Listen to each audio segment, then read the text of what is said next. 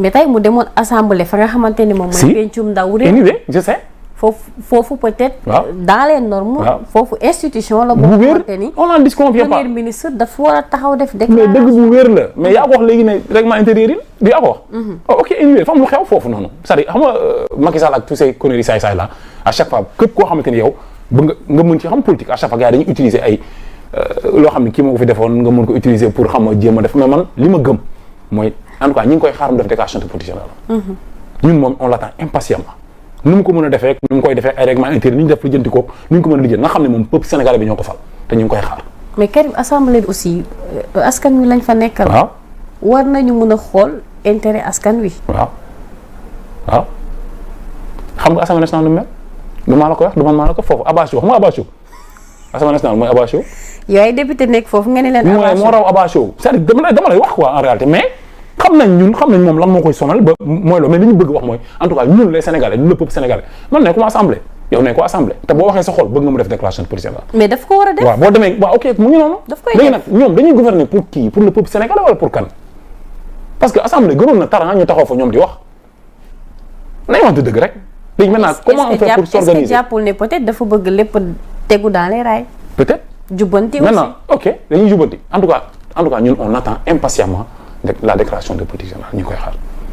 waaw loolu daal laa si am lu ma si expliquer quoi impatiemment parce que soxla nañ ko ñun dañ ko soxla parce qu'on a beaucoup de questions man mii sax ma def sorti tant que deful déclaration de politique générale ma xam yan point la énumérer lan lañ si wax ak lan ak lan fan la si taxaw ñu mën ci wax ñu ngi koy xaar daal léegi ñu ngi koy déglu comment ils vont faire pour s'organiser loolu ñoom ñoo ko xam ndax janax bu ne yaa xam ne tojee sa bopp janax. d'accord waaw. alors mënuñu bañ a ñàkk ñëw ci situation bi nga xamante ni peut-être dafay interpeller sénégalais yëpp parce que ñun ñëpp ay citoyens lañ. tey RTS su Sénégal yëpp la. donc bu ñu gisee ñu fal directeur général bu bees. mu ñëw fa yàggul dara mu ay coow commencé jur seen diggante ci affaire gestion. ak wàllum salaire peut-être ak ay primes ainsi de suite. donc ñu gis ñenn ci liggéeykat yi ci ñoom di ŋàññ décision bi nga xamante ni directeur général bi jël na ko. mu bëgg adopter beneen situation bu bokkul ak bi ñu fa daan dund. wala bokk seen payoor yeeg yooyu. loolu aussi bëggoon naa nga apporter si li nga xamante ni moom mooy sa gis-gis. waaw xam nga man affaire RTS dama siy expliquer damay wax ma ni dafa am loo xam ni sénégalais yi comprendre guñ ko quoi. que RTS sénégalais bu ko bokk sénégalais tàmmuñu nag sénégalais bi di bokk RTS. dañoo d'abord rek bi Pape Alé Niang jëlee Wally Seck def ko. ambassadeur coow li quoi.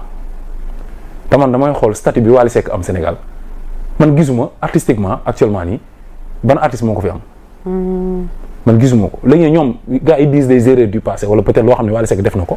c'est affaire yoo xam ne ñun attaqué woon nañ ko fi si affaire homosexualité ak yooyu ni mu doon promouvoir homosexualité bi di sol ay t-shirt yoo xam ne ay drapeau LGBT ak yooyu ñu ne Wally Seck du en fait moom nekkul référence quoi boo xam moom la ñu war a jël pour def ko ambassadeur mais en réalité Wally Seck moom xam na bu baax a baax ñun loolu mu doon def noonu fan la ñu toll ak nan lañ ko doon xeexe moom te wax dëgg yàlla man boobu léegi gisaatuma ko mu yëngu ci lu mel noonu te man damaa jàpp ni nit boo waxee dara si moom nga xeex ko ba nga xam ne lii mi ngi avancé dañuy avancé quoi Wally Seck man gisuma ku ko gën a am statut bi mu am actuellement ci jeunesse sénégalaise bi.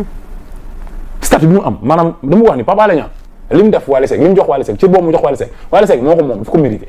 ok daf ko mérité loolu il faut gars yi génnee seen bopp yi ay kii xeexul woon ak kii kenn ànduloon ak kii àndoo. dañu nekk ci démocratie. nekk ci état de droit man su ma neexee ma ànd ak Ndeye Ndiaye Bandeya yow su la neexee nga ànd. yow da ngaa xam Ndeye Ndiaye Bandeya xam naa ñëpp yaa xam ñëpp xoolal. yow bu la neexee yow nga ànd ak ku la neex nga ànd ak Pépé Kalé ku nekk ànd ak ku ko neex loolu mooy état de droit. d'accord bu ñu demee ba nga xam ne majorité bi ñoo voté réew mi changé léegi kii gouverner di doxal ñi doxal réew mi yor instance yu mag yi ñoom dañoo gouverner pour ñëpp dañuy gouverner pour ñëpp RTS ñëpp ko bokk te Pape Alé Niang am na fulla bu toll ni caractère boo xamante ni moom xam naa ne amul complexe su kenn man dund naa ak Pape Alé Niang amul problème mu ay di uti ay privilèges wala xool lu neex kenn dina fexe ba ku xeex ak ku xeexul ci bokk ak ku jàppoon ni bokk nga ci mu wan Sénégal yëpp ne RTS nit ñi ñun ñëpp ko bokk. est-ce que dégg wax la may expliqué mu jël ñëpp yamale leen loolu moo tax mu am sañ-sañu jël Wally Seck jox ko loolu. léegi nag Wally Seck moom su fekkee ni dafa am lu muy def loo xamante ni day yàq jeunesse sénégalaise wala loolu ñun ñi ko war a xeex suñ ko gisee dinañ jug xeex ko mais li ma gis nii ci Wally Seck li ma gis ci moom instant yi nii wax dëgg yàlla rigueur la liggéey. ñafe te mooy wax dëgg yàlla xam nga star ak célébrité bokkul. mën nga succès ak célébrité bokkul gars yi mën nañ célèbre mais duñu am succès. succès xam nga ku mel ni Viviane par exemple dafa am succès. ku mel ni Wally Seck dafa am succès. mais Youssou Ndour Souleymane Faye ko daa xooy Souleymane Faye daa xooy Sénégal. mais Youssou Ndour succès bi mu am Souleymane Faye amu ko. Wally Seck succès bi mu am mais Abdou Guité Seck mën na ko daa xooy te du ko am. Viviane succès bi mu am gis nga Viviane ba léegi Viviane xale yi mënuñu ko def si way yàlla mooy def loolu si ay nit. gis nga génération bii way yëpp ku ci ñëw taxaw jàkkaarloo Viviane defee sànq dañuy daanu ñoom ñëpp parce que loolu succès la yàlla mooy def loolu ci nit. star yàlla moo koy def ci nit. léegi nag dafa am yoo xam boo ko toppee méchanceté lay mujj niiru. ci domaine musical ci domaine artistique Wally Seck am na ci statut boo xamante ni yàlla moo ko jagleel. da nga ko koy nangul ma noppalu. nanguloo ko da ngay sonn. léegi nag li ñuy bañ ñun pour Sénégal di ko sàmm ci ay éthique ak ay valeur ñun ñi ngi toog soog Wally Seck xool ndax moom mi ngi respecté ñun Sénégal suñuy vertu suñuy ngëm-ngëm ndax mi ngi doon dox di ci yooyu mu doon def wala bàyyi na ko te wax dëgg yàlla gisuma gëj naa ko gis mu dox ci yooyu noonu. d'accord mérite la am tamit dama koy féliciter ci loolu. léegi ñu ñëw si RTS ci est-ce que xam nga ni RTS am na ñoo xamante ni 15 ans li ñu doon toog naa ay 15 ans dañu mettre au frigo 20 ans dañu ma def au frigo dañu doon jot seen i salaire toog seen kër ñu leen jox seen i salaire xam nga loolu yow dañu la mettre au frigo yow nga tëdd sa kër rek ñu lay yónnee sa salaire da ngay dem rek da ngay weer day jot rek nga dem nang si banque bi dugal si gab bi dugal sa carte ci rek mu génnee xaalis bi nga dem toog mais yow boo diñee gëm sa bopp sa est-ce que loolu war nga ko lekk dañu mettre au frigo damay ñëw jàkkaarloog boss bi ne ko xam nga la da nga may bàyyi ma liggéey wala ma démissionné ñii taxaw ci télé bi yëpp di wax naan dañu ma mettre au frigo dañu mettre au frigo ñëpp seen salaire la doon fekk seen kër 10 ans 5 ans 2 ans 3 ans pour lan te ku ne xam nga ni salaire yii ñii di kaas di ko réclamer nii ñoom waa ji fa jógee nu mu tudd. Racine Talla. waaw Racine. fayu leen ko Racine Talla ba muy dem la yokk salaire yi ba mu demee bay dem la def sabotage yokku salaire yi def ay indemnité de logement yokku salaire yu nit ñi foofu boo xam ne moom fayu leen ko moom dem peut-être RTS fan lay jëlee fond boobu ba pare dem yoonam loolu c'est pour saboter li nga xam mooy ñëw mais Pape Alé Niang su ñuy war a liggéey mais day équilibrer affaire yi ñëpp toll RTS ñuy gis koo xam day toog nekk am CDI tëdd këram du liggéey am koo xam ne chaque jour day kenn amul CDI ah wala mu am CDD wala mu amul contrat bu dëgg. wala prestataire leen. waaw mu toog fa di liggéey ay 2 ans 3 ans 4 ans 5 ans. am koo xamante ni am na CDI mais Pape Alé Niang problème yooyu la ñëw pour régler te ku ne xam ne ni assainissement day laaj defaraat. te Pape Alé Niang dafa ñëw pour liggéey ma loolu laa gëm de Pape Alé Niang bu defoon naka suñu noonu moom xam na man dama ko wax raaj mais li ma gis muy liggéey man dama gis ni ci yoon la ko teg nañ ko bàyyi mu liggéey. d'accord te li muy def xam na ko nañ ñu may sunu jàmm.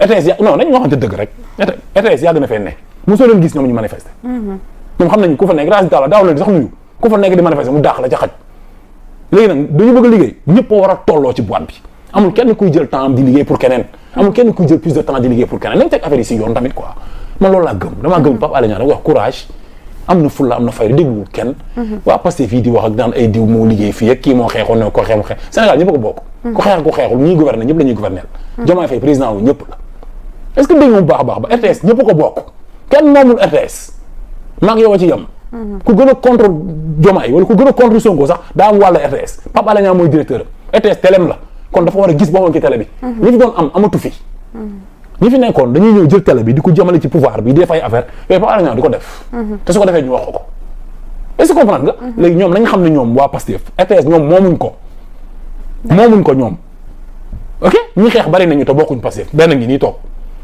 ñëpp a xeex Sénégal yëpp a jug di xeex ki ci àndul àndoo si loolooy réew loolu mooy démocratie point final. d'accord am na solo alors ci wàllum assainissement gis nañ opération déguerpissement yi am.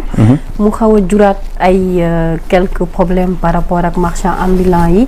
gis nañ sax cas bi xew Colobane Rufisque te gis nañ ñu ngi koy gën di continuer pour désengorger marché yi et libérer occupation illégale de la voie publique bi mais dafa jur ba tey ay problèmes yoo xamante ni ñu ngi ciy jéem a ut solution ba tey saa bu ñu waxee opération déguerpissement rek dafay jur coow fii ci Sénégal. waaw mais xam nga loolu man dama wax ni nit mënoo liggéey te loolu du am.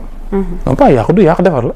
ok xam nga moo tax Ousmane Sonko bi mu demee foofu noonu boo amoon ay mbokk wala ñu koy wax dëgg dañoo ko lan nga fay uti lu mu fay def Ousmane Sonko lan la doon def Colobane daal am nga ci xalaat lu mu fay def Colobane dañoo war a jóg foofu ñu nekk noonu foofu loolu mënul continuer dañu war a fa recenser ñi nekk foofu di ambulant xool fu ñu defar fu ñu leen jox ñu nekk fa mais dañoo war a jóg géew waratul continuer di nekk xam nga géew man ko bopp laa dëkk dama doon dem di jaay samay dàll foofu ñun dañoo ne bu ñu nekkee ba bu ñu solee suñu daal ba mu kii nii dañuy dem jaay ko échanger ko foofu.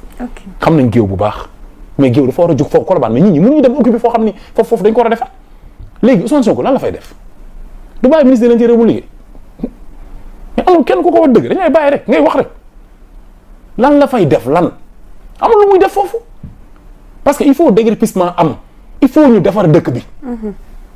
il faut ñu organiser ko boo voyager da nga xam ni Sénégal dañuy font rek mais te da ngay gis Sandaga xool nu mel da ngay dem ci yeneen villes yi boo génnee Sénégal mais da ngay gis dañ koy defar ba mu correct ku nekk fi nga war a nekk nga nekk fa ñu organiser jël recenser ambulants yi jël ut defar leen fu ñu nekk ñoom ñëpp ku nekk ñu jox la place boo nekk. booy dugal di ko fay ndànk-ndànk nga fay ko ñu fexe ba ibil la benn banque boo xam loo am dugal ko fa mu lay xam ngay fay bor beeg yooyu. mais loolu mooy dëgg il faut pas mentir les Sénégalais il faut wax la ne leen trottoir yi ñu nekk di jaay dañ koy déguerpir dañ fiy jógee ñoom ñëpp dañ leen wax loolu ñu xam ko wax leen dëgg noonu laa lay wax gis nga gouverner c'est pas compliqué. C'est d'abord prévoir ba pare c'est d'abord dire la vérité être sincère avec ton peuple. man loolu laa gëm man du ma nax kenn man gëmuma koy naxaate parce que yàlla moo bëggul ku wax lu dul dëgg parce que ku ne xam nga ni tey bu ministre de l'Intérieur demee bay def ay arrêté ñuy dem pour jël leen fi loolu mënul nekk. mais jàppoon ni aussi population bi am nañ ci part de responsabilité. ban part de responsabilité la ñu am. par rapport peut-être am na ci culture yoo xam ne jot nañ ko tàmm pratique yoo xam ne du moins jot nañ ko tàmm. ba léegi lan mooy rôle gouvernement bi si loolu laal. lan mooy loolu gouvernement bi si rappeler leen à l'ordre. mais léegi rappeler à l'ordre kon kay c'est bon bu fekkee ki nga xam ne moo taxoon Sénégalais yi fal moom mu jàpp ni moom bu demee foofu na régler problème mais dem fa def fa lan gën a indi institution ci bopp nit ñi dem fa wax leen lan du ngeen fi jóge dem fa lan lay yan bâton lay def ci roue ministre de l'Intérieur mais attends nit doo ko jëlee pare di ko fa xastal. D'accord. qu'on se dise la vérité Ousmane Sonko la ñu war a ne ko wala toogal dafa war a toog xam nga toog noppi xam nga wax mënut a bari lépp jaar yoon dafa bari wax te ay wax mënut a bari lépp jaar yoon booy def da ngay def l'essentiel booy wax nga wax essentiel nga cool quoi moom moo nit ñi ñii moomuñu nit ñi ñu wax leen ko quoi il faut ñu liggéey réew dañ koy liggéey Colobane dañoo war a jóg. D'accord fu ku leen ko wax xool leen ne leen gën fi ngeen nekk nii baaxul da ngeen war a jóg fii dañ koy defar. feneen nekk feneen Kër Massar ak fépp dañu war a jóg. mais dañ ko war a defar ba nga xam léegi ñu fa recenser li nga xam képp ku mu ñor indi sa carte d'identité indi sa nangam organiser ko xam nga jox ko maire bi am na cantine nangam nga joxul nangam loo yor xam nga. ñu organiser ko points stratégiques. merci. dem ci ay jël ay yeneen site defar ko ba mu baax ñu dem fa def ko ay explique def ko ay marché yu mag. xam nga def ko ay grande surface ñoom ñu nekk fa di jaay seen i magasin di fay location di fay. et tout organiser donc loolu mënut a ñàkk. donc populisme bi lañ war a bàyyi. d'accord il faut ñu arrêter ko di wax Sénégalais yi dëgg. tu vois. d'accord noonu la demee loolu am na solo alors fi ñuy jeexalee mooy. tey gis nañu ne régime bi opposition commencé na naître buñ